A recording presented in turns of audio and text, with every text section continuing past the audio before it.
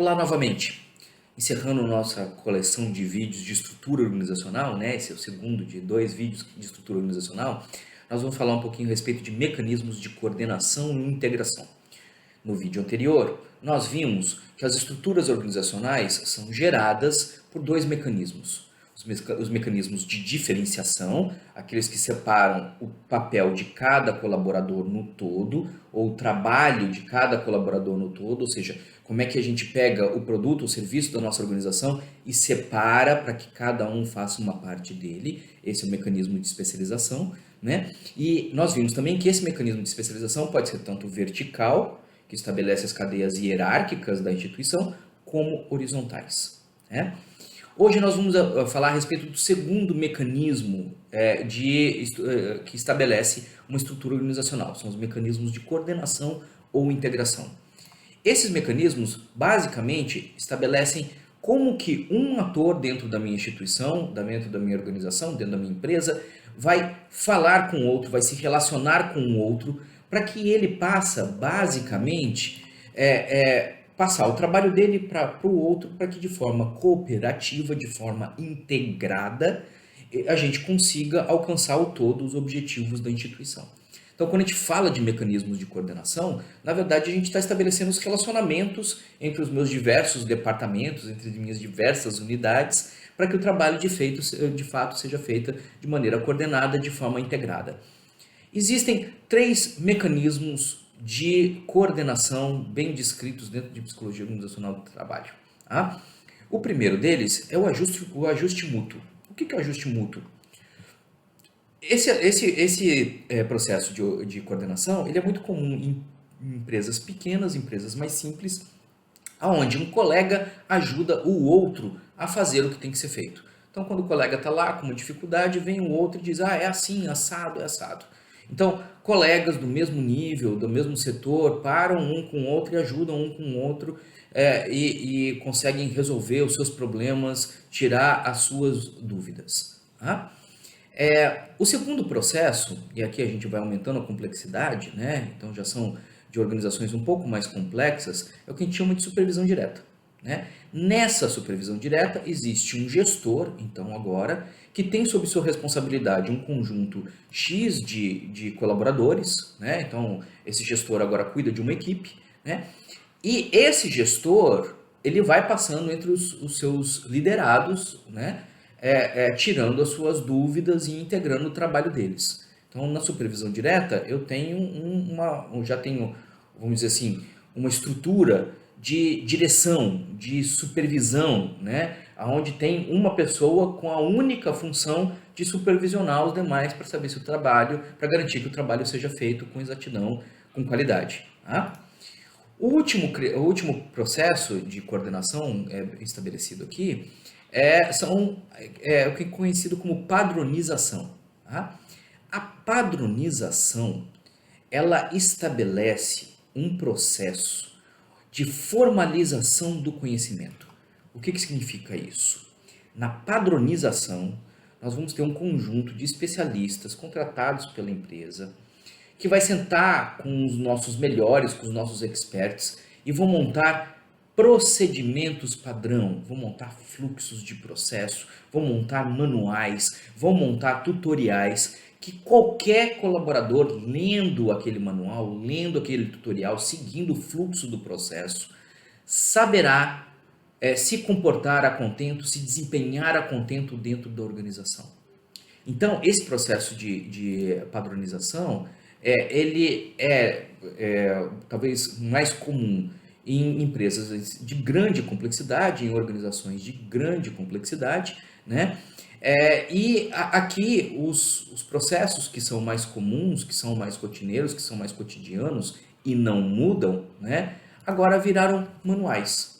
Manual que qualquer um pode ler, tutorial que qualquer um pode assistir, fluxo de processo que qualquer um pode consultar e a partir daí essa padronização não exige tanto já daquele supervisor, porque você dá mais autonomia para o colaborador ler os seus próprios manuais, ver os seus próprios processos e não precisar tanto de uma supervisão direta de um indivíduo que esteja lá controlando o que ele faz ou garantindo que a qualidade seja feita. Porque se ele seguir o manual, ele tem condições de fazer aquilo com maior autonomia. Por que a padronização, então, não é feita com tanta frequência? Ela é cara, ela é custosa. Você vai ter que contratar uma consultoria especializada em fazer isso. Você vai ter que parar o seu melhor de cada processo para que ele vá dizendo para esse consultor, para essa consultoria, como é que tem que ser feito. Esse seu colaborador vai deixar de trabalhar durante um tempo, porque ele vai cuidar disso. E uma outra limitação da padronização é que ela não é para toda a organização. Ela é somente para organizações que fazem a mesma coisa durante anos. Porque se for uma organização muito dinâmica, que hoje está fazendo X, amanhã está fazendo Y, imagina o investimento imenso que você tem para desenhar um manual, um processo daquilo, desenhar os fluxos do processo, e de repente no mês seguinte você já está fazendo um outro produto, você já está oferecendo um outro serviço, né? Então, a padronização ela é interessante porque ela oferece maior autonomia para o colaborador, mas ela é cara, custosa e ela só serve para organizações estáveis, ou seja, que produzem o mesmo produto, que oferecem o mesmo serviço por um longo período de tempo. Ok? Bem, aqui a gente tem então um quadro reduzido das grandes vantagens e desvantagens de cada mecanismo de coordenação. O ajuste mútuo é altamente flexível, porque basicamente é um contato face a face de dois colegas, um se ajudando o outro. Tá? Qual é o problema do ajuste mútuo? À medida que a complexidade da organização vai aumentando, os custos desse ajuste mútuo vão aumentando. Porque imagine o seguinte, enquanto nós somos uma empresa pequena, eu posso me dar o luxo de parar o meu trabalho e ajudar o colega. À medida que a gente vai crescendo, né, e metade da minha equipe tem dúvidas, a outra metade vai parar o trabalho para ajudar a outra metade que está com equipe, com dúvidas. Então você tem um setor todo parado porque metade está ajudando e a outra metade está parado sendo ajudado, né? Então o ajuste mútuo ele só é interessante para empresas que estão iniciando ou têm um grau de complexidade pequeno, uma pequena empresa, uma empresa bem familiar, que permite que um pare o seu trabalho para ajudar o outro. Tá? A supervisão direta, ela tem uma flexibilidade que está entre a padronização e o ajuste mútuo, né? Mas ele tem algumas desvantagens, né? O supervisor, por exemplo, ele tem um outro relacionamento com o seu supervisionado, né? Então, é diferente quando você pergunta para um colega de trabalho e quando vem o seu supervisor, o seu chefe, te explicar aquilo que tem que ser feito. O relacionamento é outro e pode ser um pouco mais distante esse relacionamento entre supervisor, chefe, líder e liderado, ok? Por não requerer tanto um planejamento, ele é mais flexível que a padronização, mas tem um problema. Um supervisor consegue supervisionar bem um número limitado de pessoas. Se você tem uma equipe muito grande, você já vai precisar de 3, 4, 5 supervisores para aquela mesma equipe.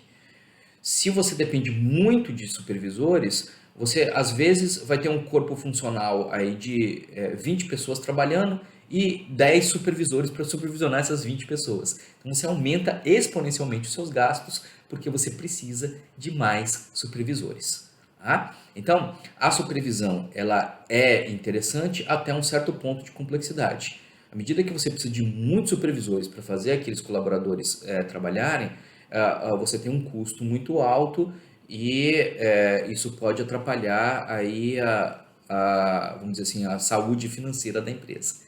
Tá? E por fim a gente tem a padronização, né?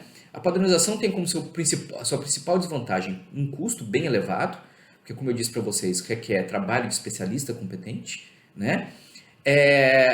E também requer situações estáveis de trabalho inalterado, né? Ou seja, a padronização, aquela montagem dos manuais, dos fluxos de trabalho, ela só é recomendada para organizações que fazem a mesma coisa há anos ou têm perspectiva de fazer a mesma coisa, prestar os mesmos serviços anos pela frente. Se for uma empresa muito flexível, muito dinâmica, a padronização não é para ela. Qual é a grande vantagem da padronização que não está nesse quadrinho? Oferece autonomia para o trabalhador, oferece autonomia para o colaborador. Esse colaborador, munido de um manual, munido de instruções, ele não precisa de um supervisor para estar supervisionando o tempo todo o que ele está fazendo. Né? Se ele tiver um mínimo de competência, se ele tiver o mínimo aí de formação necessária para aquele manual, ele consegue se desempenhar bem com a necessidade menor de supervisores. Ok? Uma última coisinha que eu queria falar com vocês então aqui a gente vê a diferença entre o que seria uma empresa, uma organização com uma complexidade baixa. Aqui, por exemplo, esse organograma bem reduzido já permite para você, permite existir ajuste mútuo entre as caixinhas, né, entre os departamentos, às vezes uma supervisão direta de cada departamento frente às suas coordenações aqui, né, mas não precisa de uma padronização muito alta. Empresas assim, onde a comunicação é muito difícil de ser feita porque já tem uma complexidade maior, talvez padronização já seja mais interessante e a supervisão direta é essencial para estar estabelecendo esse funcionamento de uma estrutura organizacional com maior grau de complexidade. Ok? Quando a gente fala de estrutura organizacionais de maior ou menor complexidade, uma última preocupação que a gente precisa ter é a amplitude de controle. O que é amplitude de controle? É o número de indivíduos que são diretamente supervisionados por um gerente. Tá? Ou seja, uma amplitude de controle alta, né, o gestor consegue gerenciar grupos grandes de trabalhador. Então, uma amplitude de controle alta, você tem um supervisor, um gestor, que consegue, por exemplo, supervisionar 30, 40 colaboradores sem problema nenhum. Isso seria uma amplitude de controle alta. Né? Uma amplitude de controle baixa, o que é? A cada 5, 6 colaboradores que estão trabalhando, você precisa de um supervisor para estar sempre lá olhando, para não deixar nada de errado passar. Tá? Então, seria uma amplitude de controle baixa. Ok? Quanto maior a amplitude de controle, menor a necessidade de níveis hierárquicos. Né? Então, se eu tenho, por exemplo, um supervisor que pode olhar por 40, 50, 60 colaboradores, eu não preciso daquele organograma tão piramidal, onde tem o chefão, tem o chefinho intermediário, tem o chefinho pequenininho. Você não precisa daquela estrutura piramidal tão estabelecida, tão complexa. Você já pode ter um achatamento desse organograma. Você já pode ter um organograma bem achatadinho, às vezes com um conselho deliberativo aqui embaixo, e bem em cima, e embaixo só tem lá os departamentos, e cada departamento tem a sua autonomia para trabalhar. Tá? Então, quanto maior a amplitude de controle, menor são os gastos para gerenciar uma estrutura como essa, né? Uma estrutura organizacional como essa. Você tem uma estrutura mais enxuta, a comunicação é mais clara, porque acima do seu departamento já tem diretamente o conselho deliberativo ou o presidente, né? Os colaboradores precisam ter maior iniciativa e precisam ter maior autonomia. Tá? Então, maior amplitude de controle necessita de colaboradores com competência e motivação para trabalhar com autonomia. Em outras palavras, amplitude de controle alta é o que toda organização espera, é o que toda organização deseja, mas não é para qualquer organização e não é para qualquer colaborador. Amplitude de controle alta só funcionam para organizações que têm colaboradores com alto nível de competência. Então, tem o perfil ideal para aquela vaga, são extremamente motivados para estar naquela função, né? Então, é aquela pessoa certa, de fato, para aquela função, tem uma identidade com a tarefa muito alta, muito próxima, que está ali, de fato, gosta de estar ali trabalhando, e pelo fato de ter um alto nível de motivação, pode trabalhar com mais autonomia, porque também tem todas as competências necessárias para. Tá? Então, maiores amplitudes de controle são sempre desejáveis, mas são só para organizações que trabalham aí com tarefas um pouco mais complexas, que exijam, então, um nível de conhecimento, um nível de competência alto dos seus colaboradores, né? E esses colaboradores precisam ter um nível alto de motivação para trabalhar. É isso, gente. Até a próxima.